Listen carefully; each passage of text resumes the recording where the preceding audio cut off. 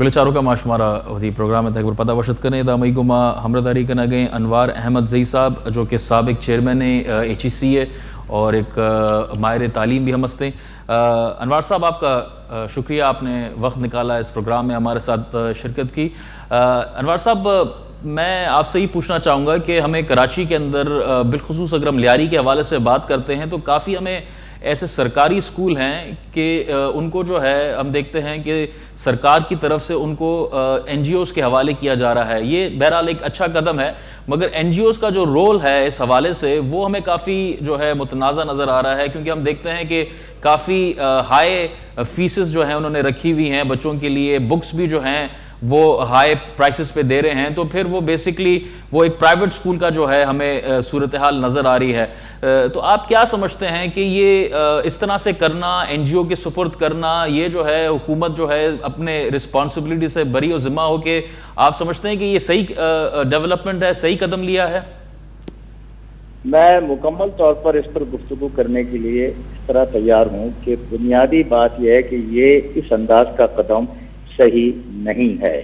इसलिए नहीं है कि जब आपने जिम्मेदारी कबूल की है सरकारी स्कूलों की मैं तालीम देने की और फ्री एजुकेशन आपने कर दी है क्लास 1 to 10 और मुफ्त किताबों की फराहमी का जिम्मा भी आपने लिया है, ऐसी सूरत में अगर इन्हीं कंडीशंस के तहत कोई NGO ये पब्लिक सेक्टर इंस्टीट्यूशंस ले रही है तब तो आपके मकासद तक पूरा उतर रही है और आप वो कंसेशंस और रियायतें जो तलबा और वालिदैन को फराहम कर रहे हैं गरीब बस्तियों में, उससे मुकम्मल तौर पर इत्तेफाक ये करेंगी। लेकिन अगर ये फीस ले रही हैं और किताबों को भी मुफ्त नहीं फराहम कर रही तो दो आपने एक दूसरे के साथ मुतसादिम सूरत हाल डेवलप कर ली।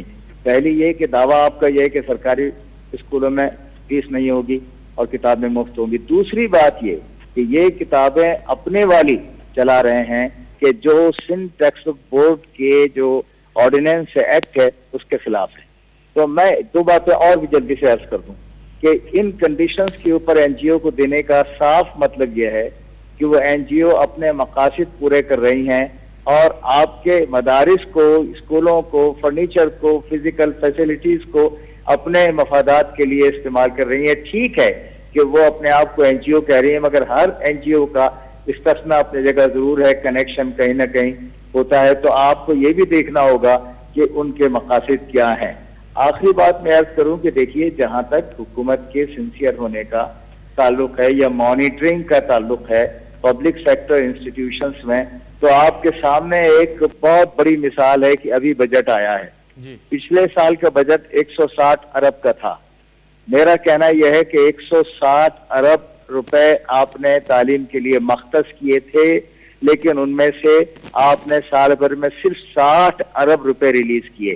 तो 160 के अगेंस्ट अगर 60 अरब रिलीज हो रहे हैं तो बजट तो 60 अरब का हुआ ना। ये मिनिमाइज करके और NGOs को देने का साफ मतलब ये है कि अपनी जिम्मेदारी पूरी तरह निभाई नहीं जा रही। अच्छा अनवार अहमद साहब, आप माहिर तालीम भी रहे हैं, आप मुख्तलिफ ओहदों में रहे। कराची की एक मिसाली एजुकेशन हुआ करती थी, लेकिन हम देख रहे हैं कि इसमें बहुत ज़बरदस्त तरीके से डिक्लाइन आया। ख़ासकर अभी जो रिपोर्ट्स आई हैं कि उसमें ये पता चला है कि असातिज़ा के साथ साथ पेरेंट्स भी इन्वॉल्व है चीटिंग कराने के लिए। तो ये हमारा जो एजुकेशन सिस्टम को एक तो प्राइवेटाइज कर दिया, बिजनेस आ गया एजुकेशन सिस्टम में। दूसरा, इस तरह से जो डिग्रियाँ फ़रोख्त हो गई हैं, जिस तरह से डिक्लाइन है, इसकी वजूहत क्या है, आप क्या समझते हैं? सबसे अहम बात यह है कि आपकी सिंसियरिटी जो है ना, आपसे मतलब यह है कि सरकार की और वो लोग जो कि इस काम में पूरी तरह मुलव्वस है, उनकी सिंसियरिटी जो है वो क्वेश्चनेबल हो गई। हर एक ने अपने मकासद हासिल करने का तय कर लिया है। हर एक ये कहता है नकल बुरी चीज है, और वाकई है। लेकिन जब घर के अंदर मामला आता है तो फिर वालिद वालदा कोई ना कोई खिड़की, कोई रास्ता, कोई पतली गली तलाश करते हैं कि उनके बच्चे की हद तक तो ये काम हो जाए, बाकी चीज अलग रहे। दूसरी बात ये कि वालिदैन फैसला कर लेते हैं कि हमें अपने बेटे को इंजीनियर बनाना है या डॉक्टर बनाना है बेटी को, चाहे उसका रुझान बायोलॉजी की तरफ और बेटे का रुझान मैथ्स की तरफ हो या ना हो।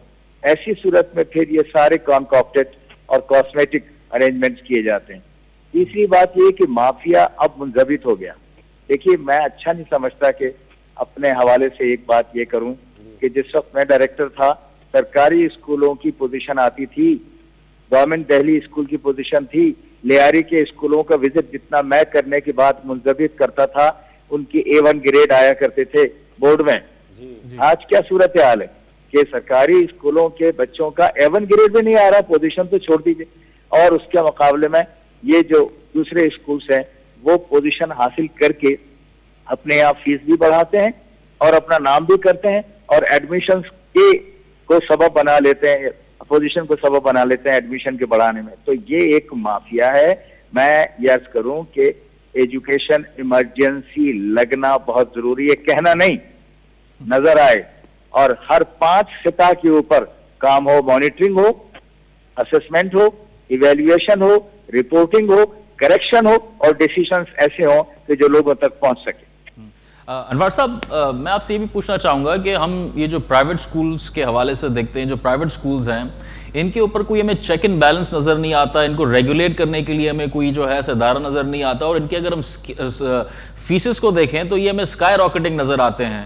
تو اس حوالے سے جو ہے آپ سمجھتے ہیں کہ حکومت نے یا HEC نے کوئی ایسا کام کرنا چاہیے کہ ایٹ لیسٹ یہ جو پرائیویٹائز ہیں ان کو بھی جو ہے کنٹرول کیا جائے ان فیسوں کے حوالے سے؟ یہ نہیں ہے کہ HEC جو ہے وہ ٹرشری ایجوکیشن کو ڈیل کرتا ہے, یعنی 12ویں کلاس کے بعد. اب آ جائیے آپ پہلے والے سوال کے حصے کی طرف کہ یہ ان کے یہاں کوئی کنٹرولنگ ادارہ ہے, لیکن وہ ادارہ کام کر رہا ہے یا نہیں, یہ بڑا سوال ہے. آپ نے directorate general for private sector education قائم کر دیا اور ایکٹ کے تحت قائم ہوا, آرڈیننس کے تحت قائم ہوا. اس آرڈیننس میں جتنے بھی پرائیویٹ اسکول کے رجسٹریشن ہے پڑھ لیں آپ, اس میں ایک کنڈیشن یہ ہے موجود کہ وہ 10% بچوں کو فری شپ دیں گے, اور جب بڑھائیں گے فیس تو اس کا جواز پیش کریں گے اور حکومت سے پرمیشن لینے کے بعد بڑھائیں گے. آج کا صورتحال بالکل مختلف ہو گئی ہے. معذرت کے ساتھ جنہیں کنٹرول کرنا چاہیے وہ بڑے اسکولوں میں داخلوں کے آگے پیچھے پھرتے رہتے ہیں اور انہیں یقین دلاتے ہیں کہ آپ اگر داخلہ دے دیں جو کہ کسی بڑے شخص کا ہے, اس کے بچے بھتیجے بھانجے کا, تو ہم آپ کی فیس کے بڑھانے پر کوئی اعتراض نہیں کریں گے. اگر یہ ہو رہا ہے تو میں کہتا ہوں یہ صریحاً ظلم ہے.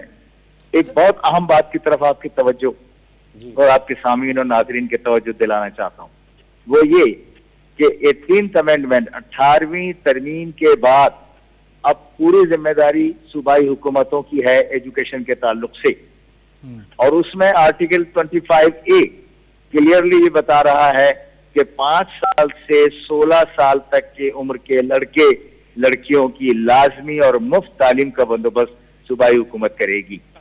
میں یاد دلاؤں کہ مارچ 2013 میں اسی سندھ اسمبلی نے ایک ایکٹ پاس کیا تھا جس کو سائن کر کے اور پروملگیٹ کر دیا گیا ہے, عام کر دیا گیا ہے, جس میں 5 سے 16 سال تک کے بچوں کی تعلیم کے اہتمام کی ذمہ داری لی ہے. مگر ہوا کیا, رولز ابھی تک نہیں بنے ہیں, عمل نہیں ہوا ہے, اور اس میں ہم نے یہ کہہ دیا تھا کہ بچہ چاہے, یہ وہ اس ڈرافٹ والی کمیٹی میں میں شامل تھا, اور اس میں یہ کہہ دیا گیا ہے, لکھا گیا ہے, بچہ چاہے کسی پرائیویٹ اسکول میں پڑھ رہا ہو, اگر میرٹ کی بنیاد پر وہاں داخلہ ہوا ہے اور اب وہ اس کی فیس نہیں دے سکتا تو حکومت سبسیڈائز کرے گی.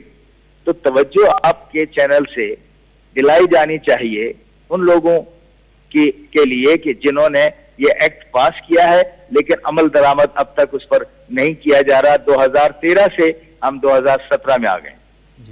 اچھا انوار صاحب, آپ نے ایجوکیشن ایمرجنسی کا ذکر کیا ہے, تو ایجوکیشن ایمرجنسیز میں کون سے میجرز ہونے چاہیے, مطلب کیا ہونا چاہیے اس میں؟ انوائے ہیں ابھی آپ کو کہ صرف یہ کہنا کافی نہیں ہے کہ ایمرجنسی ڈکلیئر ہو گئی. ایمرجنسی کو مکمل طور پر نافذ کرنے کے لیے 5 میں نے ابھی بتائے آپ کو. ایک مانیٹرنگ ہے, ایویلویشن ہے, اسسمنٹ ہے, اور پلاننگ ہے, اور پھر اس کی رپورٹنگ سسٹم ہے. کہ جو پلاننگ کی تھی, جیسے کہ میں نے ابھی آپ کو اشارتاً کہا, 160 ارب آپ مختص کر رہے ہیں, 60 ارب اگر ریلیز کر رہے ہیں تو 100 ارب کا گیپ ہو گیا نا. یہ ساری چیزیں مانیٹرنگ کے اور پلاننگ کے ذیل میں آتی ہیں. ایمرجنسی کا مقصد ہی یہ ہے کہ آپ ایسا ایک سینٹرلائزڈ آپریشنل اسپاٹ بنائیں جہاں سے کہ لوگوں سے رابطہ آپ بھی کر سکیں اور لوگ بھی آپ سے رابطہ کر کے اور ریزلٹس لے سکیں آپ کی پلاننگ کا. بہت بہت شکریہ انوار صاحب، آپ نے اس پروگرام میں ہمارے ساتھ شرکت کی. سی بھائی صاحب، دا گپ من گوشک بیگے بریک ہے کلے چارو کا دما واد زیرے گونڈے اوشتے پچمی ساڑی پہ